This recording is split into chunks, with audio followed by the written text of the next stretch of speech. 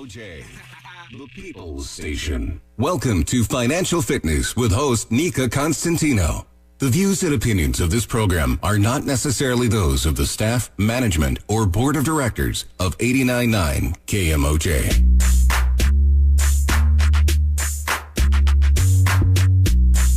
And welcome to Financial Fitness right here on 89.9 KMOJ, the People's Station. Financial Fitness over coffee and conversation, black coffee that is. I will have my coffee this evening at 1441 University Avenue. That's Elsa's House of Sleep, a black-owned business located at 1441 University Avenue in St. Paul.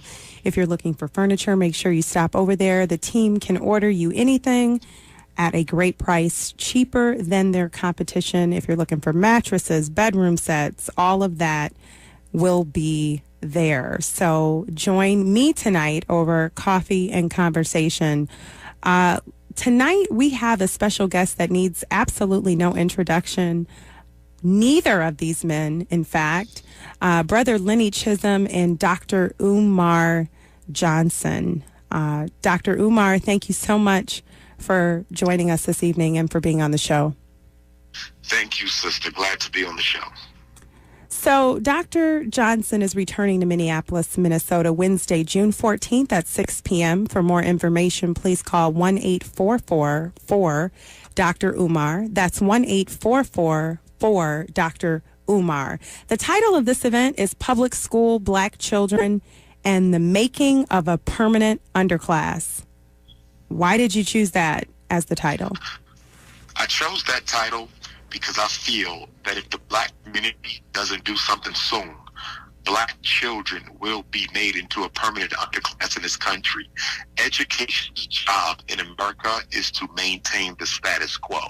And in so doing, education for black children is largely one that prepares our daughters for poverty and our boys for prison. And with new Secretary of Education Betsy DeVos's plan to eliminate public schools through charterization and vouchers program, I think public education in the black community will soon be a thing of the past if we as a people don't act now. Why is this an economic issue? Why is this a financial issue? It's financial because only through a proper education can our children be prepared to take advantage of the financial opportunity that American society has to offer them. It's public education since the beginning, since its inception, going back to the days of former President Thomas Jefferson. Public education was always a hierarchical system. Public education was never designed for every child to be given equal opportunity. There's two invisible tracks in American public education.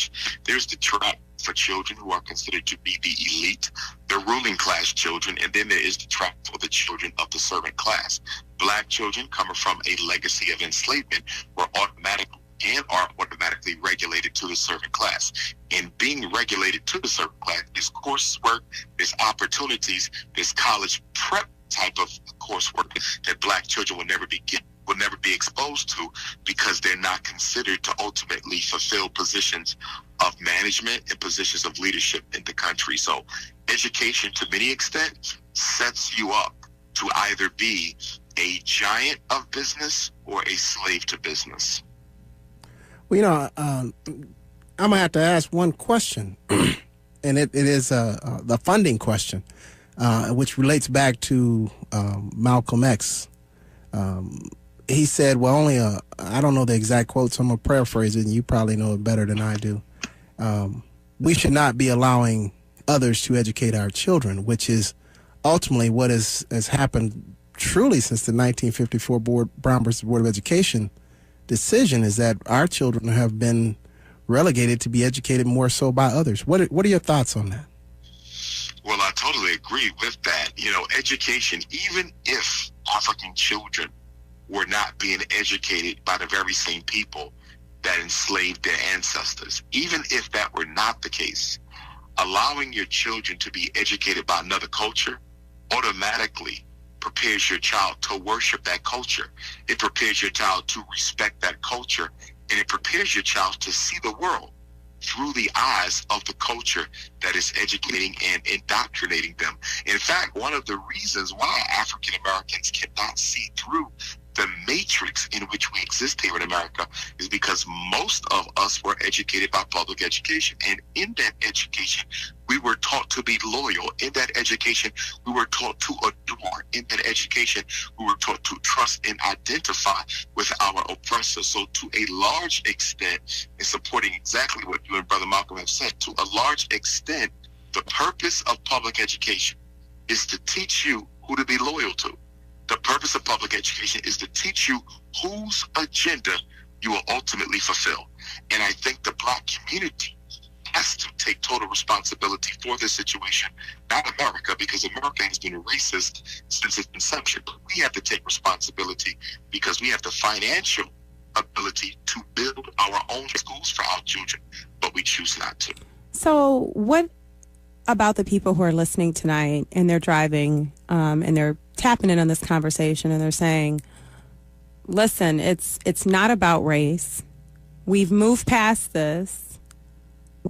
And what are you saying, that we shouldn't be educating, our children? Are you talking about the school to prison pipeline? Is that a real thing? School to prison pipeline is a very real thing. The average reading level of an African American inmate in America's prisons is 3rd grade. The average grade at which a Black boy is referred for special education is the 3rd grade. There's 2 million African American children in special education, and there's 2 million African Americans in prison. So clearly the statistics of special ed and the statistics of incarceration mirror each other almost identically. And so special ed is the school to prison pipeline. ADHD is the school to prison pipeline. You couldn't have a school to prison pipeline with special education and ADHD, because those two man-made realities for our children account for much of the transition that occurs from school to juvenile detention.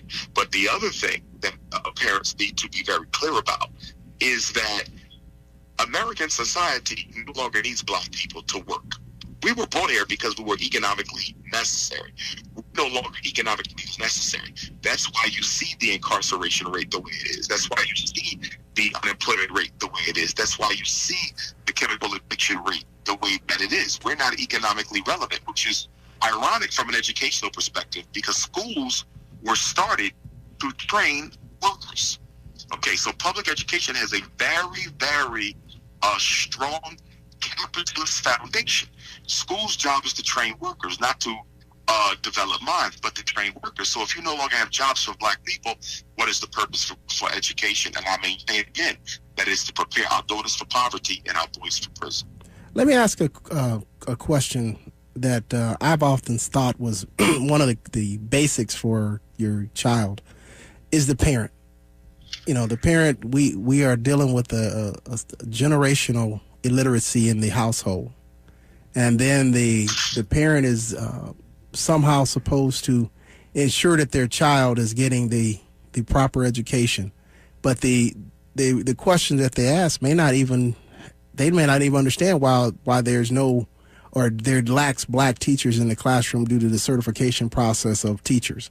They may not understand how the taxes are shifted to those schools that have their kids and want their kids, but they're closing the schools in their own neighborhoods because they're saying that there's not enough. But actuality is the flip. There's not enough white kids in most of the suburban schools to support those suburban schools. So they want to bust them out there. So how do we deal with that in your conversation? Have you run across any type of solutions where you can bring these parents into the fold where they want to be more proactive? Oh, without question. In fact, I've started the first national Independent Black Parent Association at NIBPA. In fact, we will be having our next regional training conference in Detroit on June 9th and 10th. Of course, brothers and sisters across the country are welcome. We moved the conference around to make it easier for different regions, parents in different regions to attend.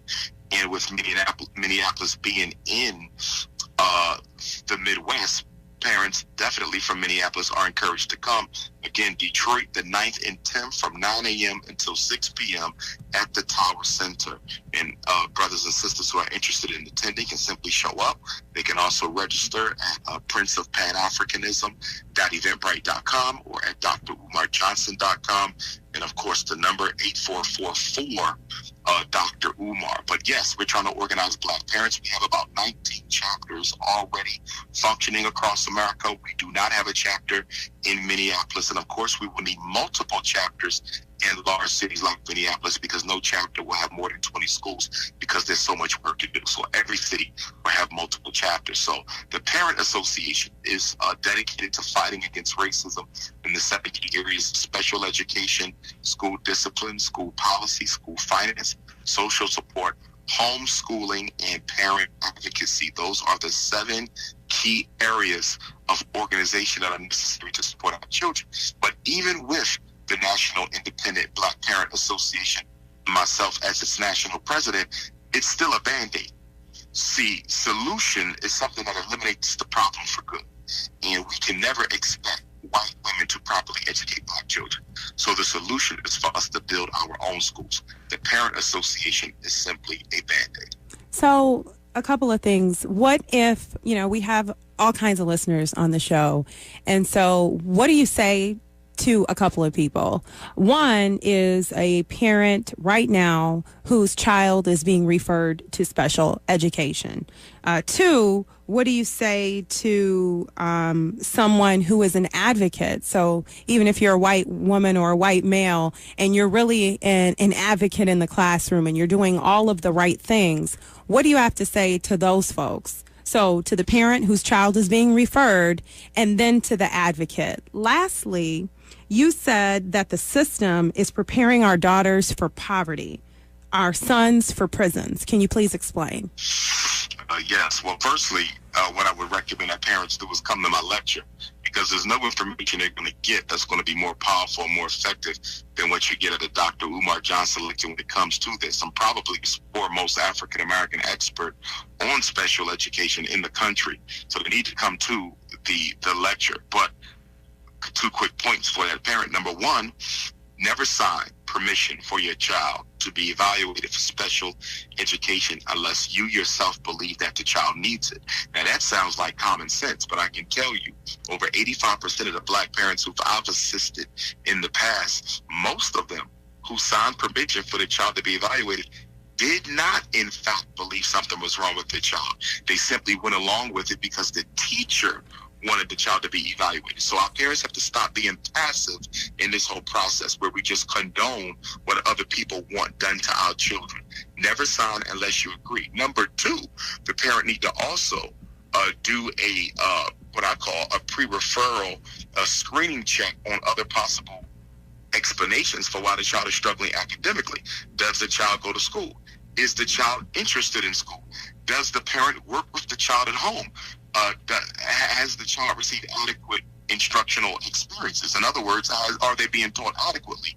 Is the school known for teaching children? Do they go to a less than adequate educational facility? Because if they do, it doesn't make any sense putting a child in special ed when the school itself is a part of the problem. Fix the school instead of putting a kid in special ed. Too often our kids are made scapegoats. As far as white people work with Black children, if they feel that they're doing the right thing, they can continue to work with those children. They also are welcome to come out to the lecture as well. I tend to get white folks to attend my lectures because they need the help as well. And of course, reading my book, Psychoacademic Holocaust, which they can get on Wednesday, June 14th at the lecture, is something else that they could also want to partake in, but they cannot be members of the National Independent Black Parent Association. We believe in self-determination, which is the problems of Black people have to be solved by Black people themselves. And then the comment that you made, you said that the system is preparing our daughters for poverty and our sons for prison. Can you please explain that? Without question. Well, only 1 out of every 4 Black boys graduate from high school. That's all that really needs to be said on that part. Only 1 out of every 4 Black boys in the United States of America is graduating from high school. You have a 25% Black male graduation rate. So what are the other three out of, if only one is going to college or trade school, where are the other three going? The other three are going to the school to prison pipeline. So clearly, when you look at the statistics for boys, it is quite clear that the job of the school is to prepare our boys for prison. Not only that, I've even heard from attorneys and judges. I've even had a judge tell me that most of the referrals they get for juvenile incarceration are not coming from street police. They're coming from schools. Schools are sending more children to jail than police are on the street. So clearly, when we talk about school to prison pipeline, that's not just a metaphor.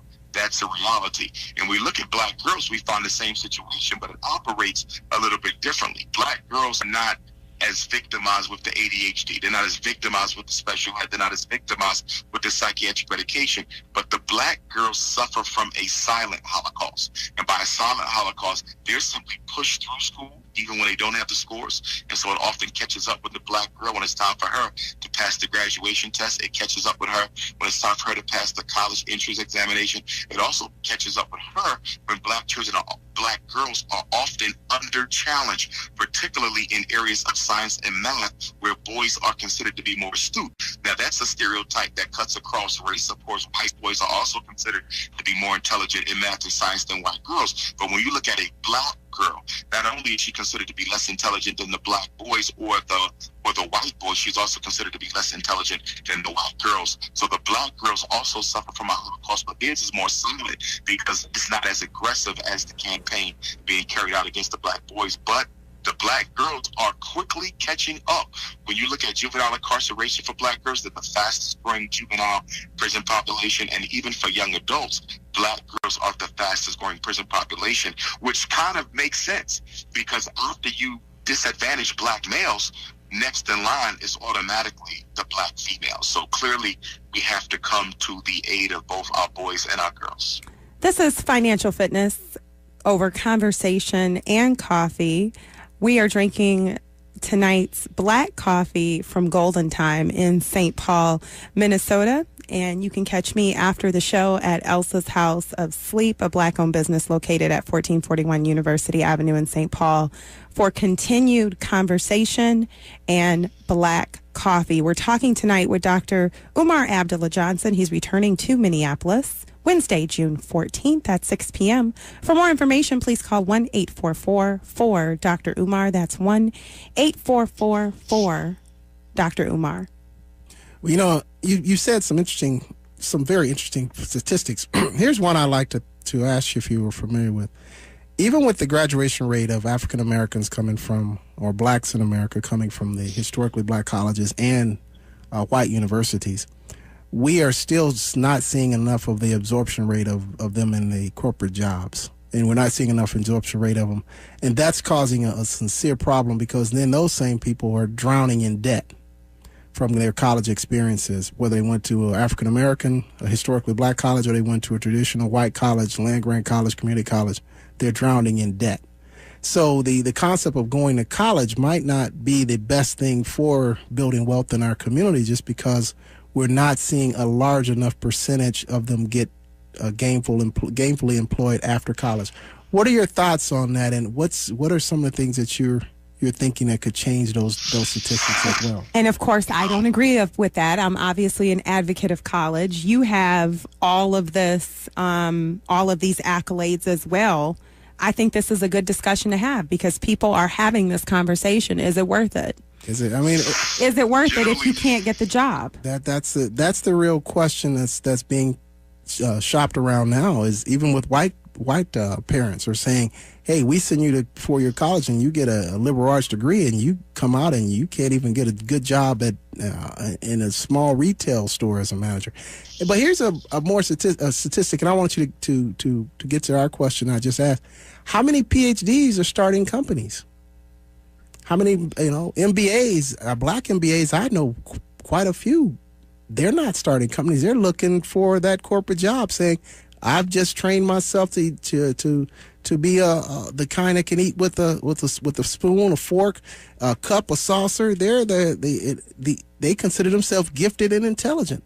How do we address that issue once they get there? What is your thoughts on that, Dr. Umar? Well, as far as college goes, we have over 2 million African Americans with master's and doctorate degrees who are unemployed.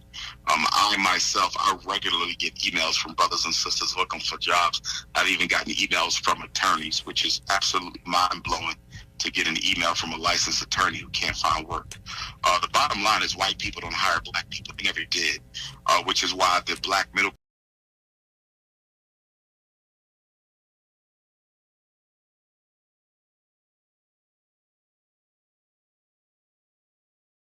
had it not been for police, had it not been for those types of jobs, there would be no black middle class. The government literally had to create a black middle class for public sector jobs. You take out the public sector jobs, you don't have a black middle class. Now, you said something extremely important. Let me interrupt you just a second. You said something extremely important, which is what a few years ago, D.C. Mayor, I think his name was Fenton, went in and basically laid off quite a few of the public sector workers in the public sector jobs in D.C., particularly the school system. And that in itself, he was the only mayor to not be reelected in Washington, D.C. after he did that, because he wiped out the middle class. And you're absolutely correct. The first middle class was the post office workers. And so those are the things that we are... along with the other municipal jobs, of course, police, fire. They were considered the petty bourgeoisie at the time as well. That was the petty bourgeoisie. And unfortunately, we still have not yet grasped the concept of creating jobs for those 2 million or so that you're talking about, because we don't have enough income in our communities to sustain them that's not related to public sector work. Let me also say this, though. I think that black parents, when deciding on whether or not they're going to send their child to college, I think they need to have very serious conversation. And for me, there's 3 questions that have to be answered affirmatively before a child is sent to college. Number 1, does the child have the discipline to finish? That's very important, because there's one thing to talk about African-American college graduates who are unemployed. It's something totally different to talk about African-American college dropouts who are unemployed. So now you're talking about brothers and sisters who may have anywhere from $20,000 to $80,000 in debt without a degree. That's another sizable proportion of our children. I just had a conversation with a friend of mine yesterday who was talking about the amount of boys who were being kicked out of a predominantly white institution, black boys, black young men, because they were not making the grade. So number 1, they gotta have the discipline to finish. If you raise your child to be disciplined, to be able to get things done without you being around, then why are you sending them off to college? So that's number 1. Number 2, are they majoring in an area that is going to be economically relevant for them after graduation? Too many African Americans are steered into careers that have no economic benefit, meaning they won't be able to find a job or start a business with that particular career. And then number 3, I think the career needs to be politically relevant to the black community as well. In other words, you need to be majoring in something that can actually be of benefit to you as well as your community. And having worked in a college admissions office before, I can tell you that African American children are often steered into the careers that other people do not want. So a couple of things. You've said so many things, and there's been some comments that have gone out that I want you to clarify. One of the things that you said is white people don't hire black people. I'm sure that there will be people in the cars tonight listening to the show that disagree. So what do you have to say to them? What did you specifically mean by that? And when you talk about being an... Exactly what I said. Okay. White people don't hire black people. If you take out public sector jobs, if you take out the public sector, African Americans constitute less than 15% of corporate jobs in America. Well, you're going to get some pushback on that, though. In your municipality, it can be as low as 3 to 5%. Wait a minute, Dr. Umar. Let's slow down now. Slow down. Slow the horse. White corporations, but as a rule, white corporate America does not hire black people. That's let's slow that horse, man. Let's slow that horse, because you remember you're going to be dealing with what they call an MBA group that says that they work at the various institutions of corporations and so on and so on. Yeah, but they're the lovely. We're talking about the race. Yeah. Remember now, we're not dealing with tokenism and individualism. We're talking about systematic opportunity. So are you, for example, calling me a token tonight? Are you calling me a token tonight? Is that what we're doing? We we can't be defensive about the conversation. Yes, you're a token. I'm a token. I'm one of the few black male school psychologists in the country. Yes, you're a token. Yes, you are. Okay, systematically, white corporate America don't hire black folks. Systematically, med schools deny black folks. Are there black doctors? Of course. I know a whole bunch of them. They donate to the Frederick Douglass Marcus Garvey Academy religiously. But as a rule, systematically speaking, there are professions and there are certain types of industries in this country where African Americans are largely kept from participating in. That should not come as a shock.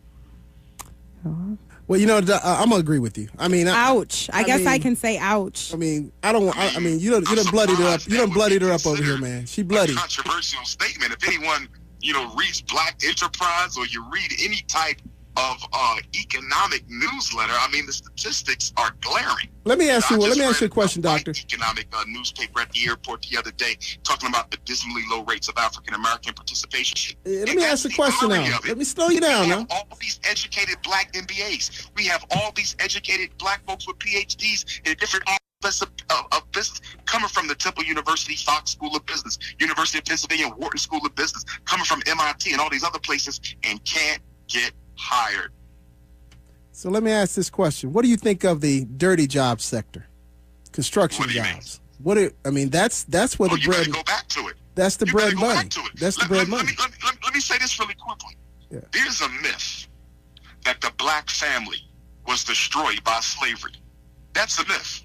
The black family perpetuated itself quite successfully all the way through slavery, through Reconstruction, through Jim Crow, through the Civil Rights era. Black men were still married to black women, even at the risk of death. You don't begin to see the decline of two-parent homes, the decline of marriage, traditional black male-female marriage, until 1970. You know why? Because in 1970, that's when the United States government went into the black community and began to systematically eliminate the blue-collar jobs from the black community. They shut down the factories. They went into the high schools and dismantled the industrial building trade programs, the carpentry, the plumbing, the electric, the auto body. Up until the 1970s, black men could take care of their families without a college degree by using their hands. But in every decade after 1970, the ability to do that became fewer and fewer and fewer. And that's what also gave rise to the mass incarceration industry, which begs the point that you're making, that one of the mistakes we made as a community was telling all of our children to abandon blue-collar work for white-collar work. It was a big mistake. Thank you to Black Enterprise Magazine and Jet Magazine and Ebony Magazine for putting that black person on that cover with that suit and tie on. That was some of the first things they did, and they have never, and I will repeat, I have not found one. I've looked at quite a few. They've never talked about the black man as a blue-collar worker being successfully taking care of his family. That's right. And that in itself is perpetuating a narrative that you can only be successful if you have on a shirt and tie. When the truth of the matter is this, there are electricians who make as much money as doctors. There are plumbers who make as much money as engineers. There are auto mechanics who make as much money as surgeons. One of the biggest mistakes we've made as a community was sell our young people a narrative that suggests you have to work at a white-collar job in order to be successful. And so now when you look at America's major cities, Minneapolis included, and you will see that most of the blue-collar work, the construction contracts... Brother, we got to go, man. We're going to have to let you go. We can't sell it all right now here on this radio show, but we want you to come in on June 14th, man. We are encouraging people to go over there to listen to you on June 14th at the Capri Theater, right down the street from KMOJ, right here in the studio. Yes, sir. This is Dr. We have been joined by Dr. Umar Johnson, and this brother dropped the knowledge today. Don't slip on it. Wake up, make yourself woke. Go to YouTube, Google him, whatever you do, but definitely show up there at the Capri Theater to get your knowledge on. Thank you for listening to Financial Fitness with host Nika Constantino. Tune in to Financial Fitness next Wednesday at 6 p.m. on 89.9 KMOJ, the People Station. Good evening.